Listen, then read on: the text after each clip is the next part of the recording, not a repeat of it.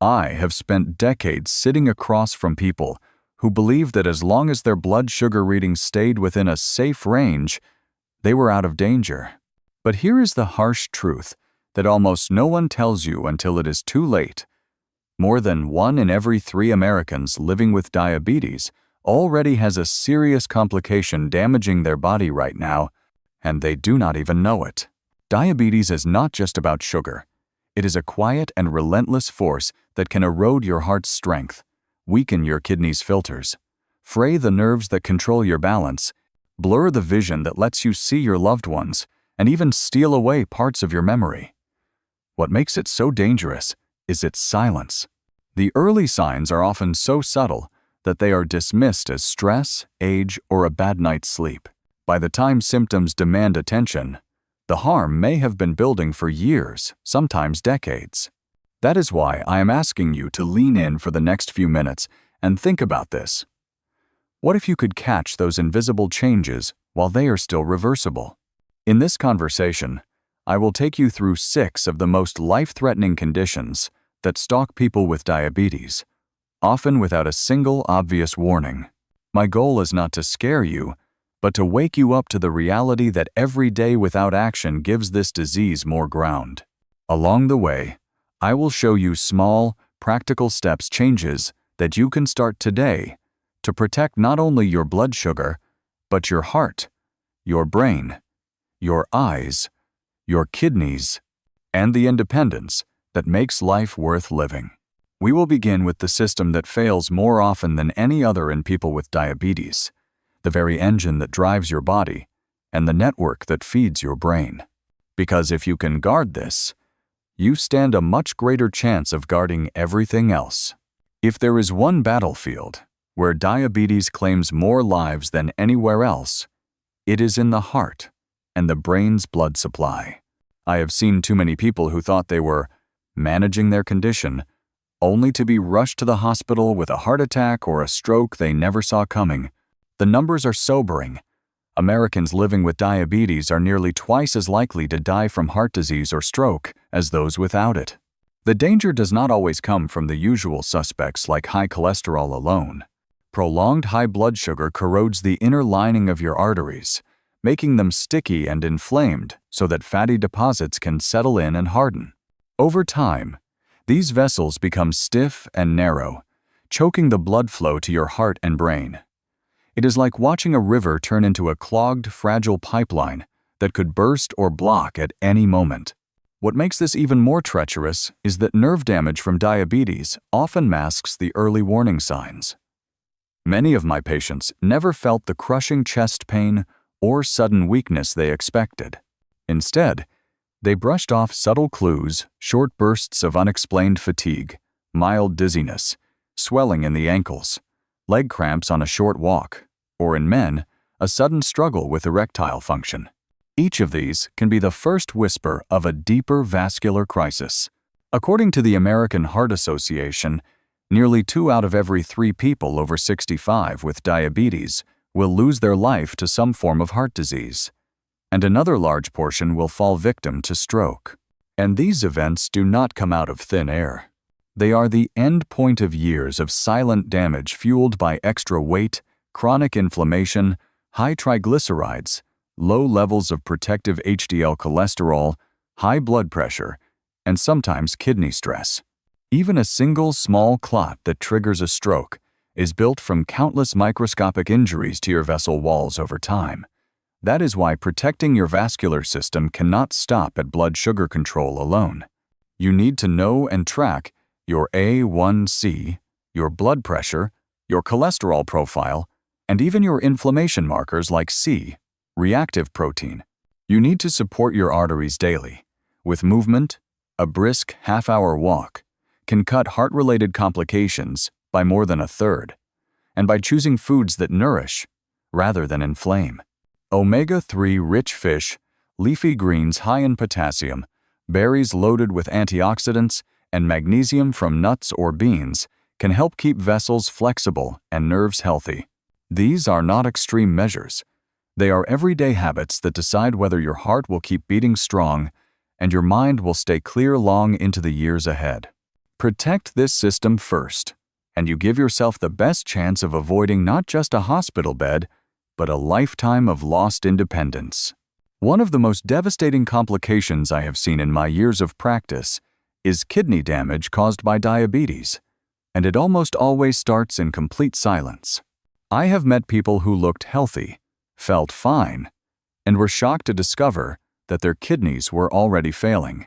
In the United States, roughly 1 in every 3 adults with diabetes will develop some form of kidney disease, and diabetes is now the leading cause of end-stage kidney failure requiring dialysis or a transplant. The frightening part is that in the early stages, there are no warning bells. The first sign, often missed entirely, is a tiny leak of protein into the urine, so small that you would never notice it without a test. What happens inside your body is slow but relentless. Years of high blood sugar attack the delicate filters in your kidneys called glomeruli, causing them to swell and scar. These filters are like fine mesh screens, built to catch waste and let clean fluid pass. When they are injured, they begin to leak valuable proteins your body needs, and waste starts to build up in your blood. By the time swelling in the ankles, puffiness around the eyes, frothy urine, or unusual fatigue show up, you may have already lost most of your kidney function. I have seen people lose more than 70% of their filtering capacity before a single symptom appeared.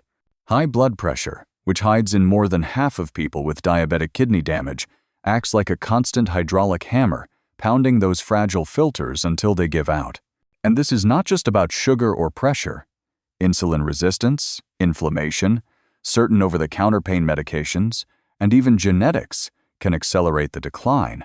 The cruel twist is that kidney damage does not stay in one lane. It multiplies your risk of heart failure, stroke, and sudden death even before dialysis begins. Once kidney function drops below a critical point, the survival clock begins to tick much faster. But there is hope if you act early. A simple urine microalbumin test can detect kidney stress years before symptoms arise, and a blood test measuring creatinine and eGFR can track your filtering ability. Medicines such as ACE inhibitors or ARBs can both lower blood pressure and shield the kidneys from further injury if taken consistently. Diet plays a critical role as well. When your kidneys are vulnerable, too much sodium, phosphorus, potassium, or heavy animal protein can quietly worsen the damage, even when your glucose seems well controlled. This is why I tell my patients to have their labs checked every few months, not just once a year, and to work closely with their healthcare team to fine-tune both medication and diet. Protecting your kidneys is not just about avoiding dialysis. It is about preserving your energy, your mobility, and your independence for the years ahead. Of all the complications I have seen in people with diabetes, nerve damage is one of the most deceptive and cruel. It does not rush in with dramatic pain or clear warnings. It creeps in quietly, often starting with something so small you could mistake it for fatigue, an awkward sleeping position, or just getting older, a faint tingling in your toes, a slight numbness in your feet, a mild burning in your legs at night. Many people ignore these signs for years, not realizing that more than half of Americans living with diabetes already have some form of nerve damage. This condition, known as diabetic neuropathy, is not just about discomfort. It can strip away your ability to feel, steal your balance, weaken your muscles, and even interfere with the automatic systems that keep you alive. Your heartbeat, your digestion, your bladder function. High blood sugar over time chokes off the tiny blood vessels that nourish your nerves, causing inflammation and oxidative stress that damage the protective coating, or myelin, around nerve fibers. Once that coating is stripped away, signals misfire. Some nerves stop working entirely, leaving you unable to feel pain or temperature changes. Others send distorted signals, turning the light touch of a bedsheet into agony. I have treated patients who walked around with deep foot ulcers they could not feel, only to lose part of a foot or a leg because the infection had spread before they noticed. In fact, More than 80% of amputations in people with diabetes are preceded by neuropathy. The damage can extend beyond your limbs. Autonomic neuropathy, a hidden form of this condition, can make your heart beat dangerously fast or slow, drop your blood pressure without warning, or paralyze your stomach in a condition called gastroparesis, where food lingers and ferments instead of moving through. Long-term nerve damage is also linked to a higher risk of both ischemic and hemorrhagic strokes, because the same vascular injury that harms your nerves often affects the blood vessels in your brain. And here is the cruel reality. Many people feel nothing until the damage is permanent. That is why early detection is everything. Simple tests like a monofilament exam, vibration testing with a tuning fork, or nerve conduction studies can uncover problems years before they steal your independence. Controlling your blood sugar tightly is essential, but it is not enough. A hidden trigger I check for in every patient is vitamin B12 deficiency, which is common in long-term metformin use and can worsen nerve damage. Supplements, nerve protective nutrients, regular foot exams, and a habit of checking for small cuts or blisters every night can make the difference between living well and living with a disability. Protecting your nerves is not just about avoiding pain, it is about preserving your freedom to move, to feel, and to live without fear of the next step you take.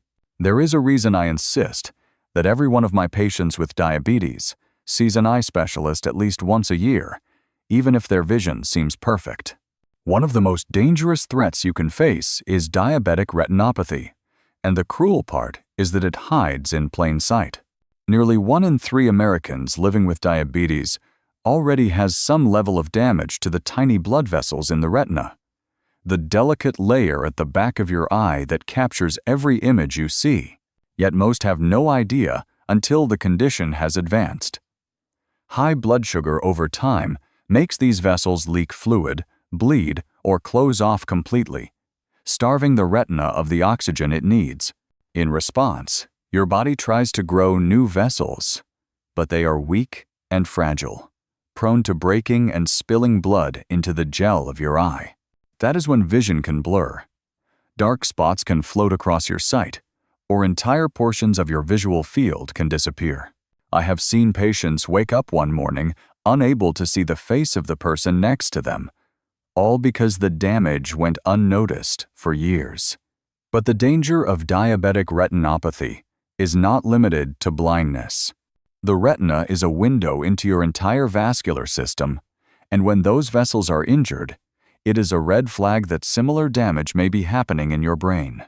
In fact, people with advanced retinopathy are up to 3 times more likely to suffer a stroke, often from the same process of inflammation and narrowing that affects their eye vessels.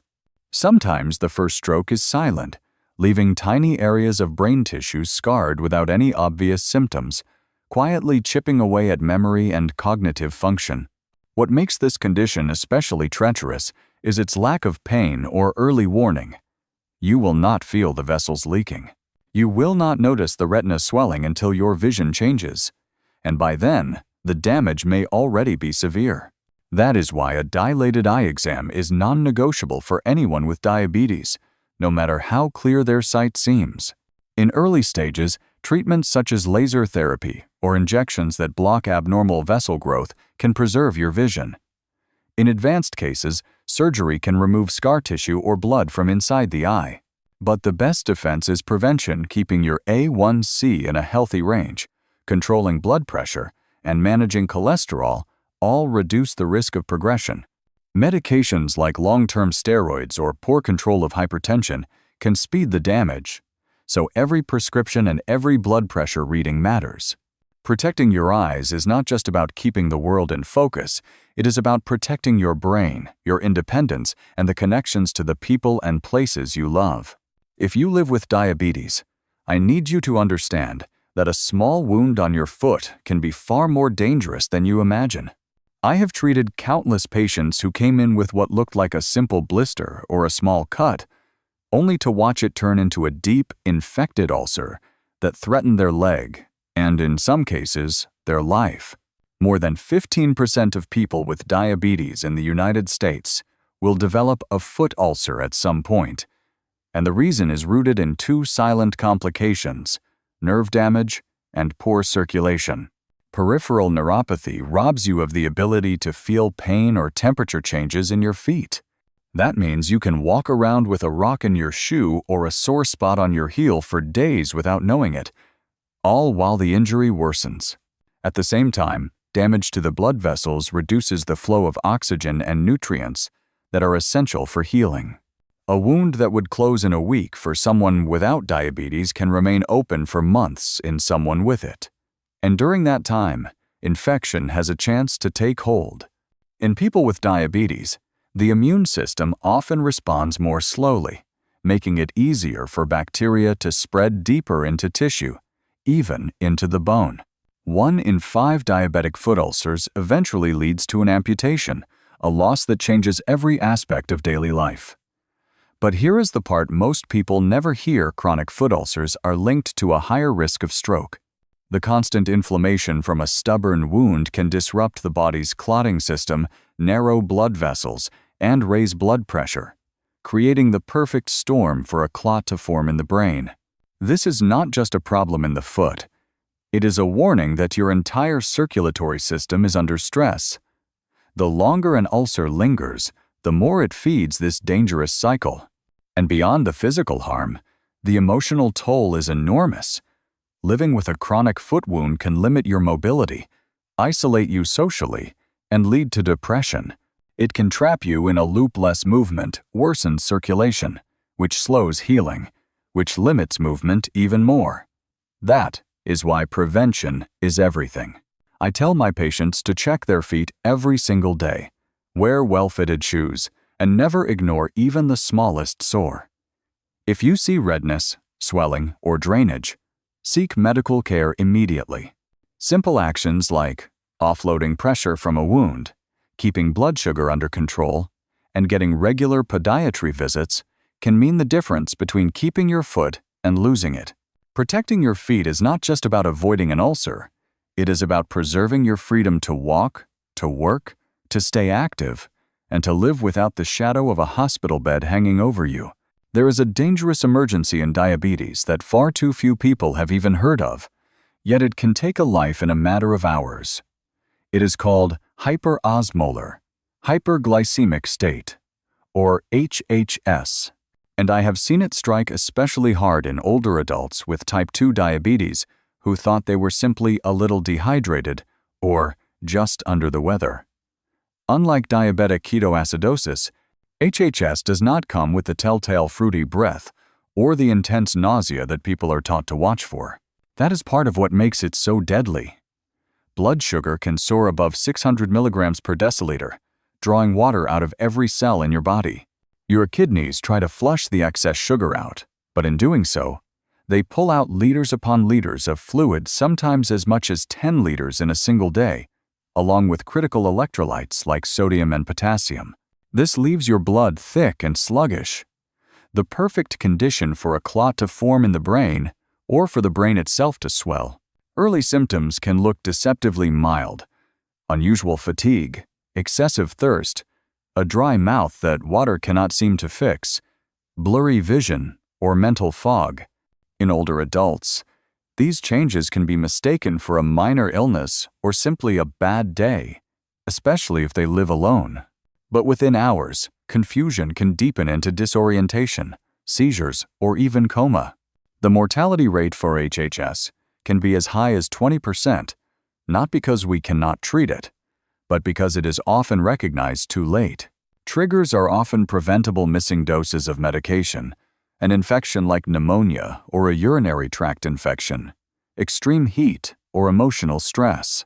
I remember a patient who skipped insulin for a few days while feeling unwell, only to arrive in the emergency room barely conscious. What saved them was rapid rehydration, careful electrolyte replacement, and insulin given under close monitoring.